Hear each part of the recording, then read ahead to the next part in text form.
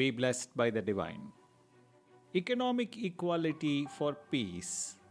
In ancient times, agriculture was the predominant activity. Food grains were the main economic commodity, and all the work was done by hand. Land was readily available, and a person could occupy whatever area was needed for farming or just for living. What a contrast now! With the exception of government owned land, all the rest is owned by churches, temples, religious institutions, corporations, industrial conglomerates, and individuals with enough money to maintain its upkeep and pay property tax. As a result, very large segments of the population have no land of their own, either for agriculture or for building shelters. In this respect, they have lost their birthright, the inherent right of every individual to a small share of this Mother Earth. They have been prevented from acquiring a natural resource, have no means to do so, and their economic sphere is further shrinking because of rapid population growth. Also, a large number of commodities previously made by hand are now manufactured by machines. Individual artisans cannot compete with machines in quality or cost. As a result, the individual's work and business have been jeopardized. Deprived of land, shelter, and all avenues of employment, the majority of the people have been left in poverty. All people have needs. Every individual has to provide for expenditure on food, clothing, shelter, education, and medicine. When one is unemployed or underemployed, how is it possible for him to live decently in society? In addition, the compulsion of needs have led to a variety of crimes in the society. Unemployment is a common problem in all the countries where the state policy is capitalism. Unemployment has become a worldwide problem whose solution brooks no delay.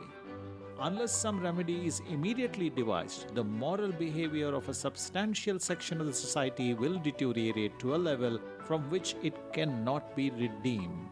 In this scientific computer age, when most production is by machine, it is very difficult to find employment for everyone. There is only one solution to this problem.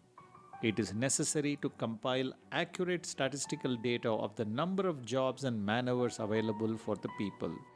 This data should be used to distribute the available work to everyone.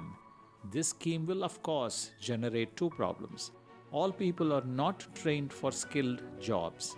With the inevitable reduction of working hours per man, overhead expenses will go up, and overpopulated nations will not be able to compete in the price structure with other nations. In order to solve the first problem, a 6-month training program with a suitable prescribed stipend should be instituted in all industries. A slight increase in prices cannot be avoided, but this can be tolerated since every member of the society will be a wage earner. As for increased overheads, the research and development wing of technology should be able to evolve methods of economy. The social objective of employment for all must be accorded the topmost priority. Other problems of life should be handled only after success in this priority area. Also, the educational curriculum should be redesigned so that all those graduating from schools, colleges, and universities can be absorbed in industry immediately. If there is a gap between the day of graduation and the day of employment, then society will be the loser. Political leaders, industrialists, and other affluent individuals should also be aware of a very pressing problem. Let's suppose that just one family is forced to go without food for a day. What will be their mental condition? Their thought waves of suffering will surely spread and affect not only them but the well-to-do also. An individual in the grip of penury will certainly not think well of the rich. This will disturb the peace of society. In addition, these people will not be able to preserve their health and maintain environmental cleanliness. The ailments they fall prey to will spread to others as well. Body chemistry, remember, is similar for everyone. Consider the social cost of maintaining hospitals and law enforcement machinery. When all sections of the population are contented, will it not result in enormous saving for society? For this reason, political leaders and industrialists should come together to free society from tension and anxiety. Wasteful expenditures on marriages, festivals, and rituals should be stopped. Leaders of religious denominations have a distinct responsibility here. Young men and women who have had the benefit of scientific education should persuade elders to give up unnecessary and superstitious rituals that have no relevance at the present time. Individuals cannot bring about any drastic reform in society overnight, of course. So, seminars should be organized and groups of enlightened people should get together, discuss these problems, and formulate solutions. Marriage expenses should not be borne by a family.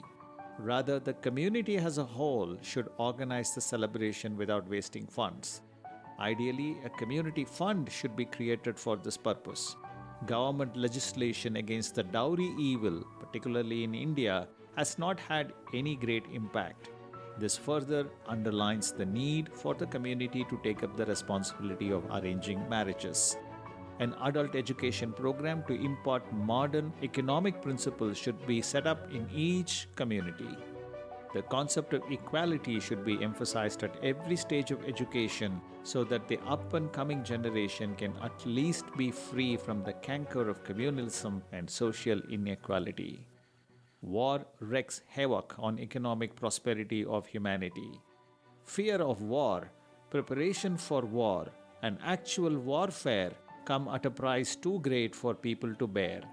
The argument that war produces scientific advancement which will help improve the standard of living is fallacious in the extreme. What quality of life can survivors boast of, having lost mercy and killed thousands of innocent people with horror weapons?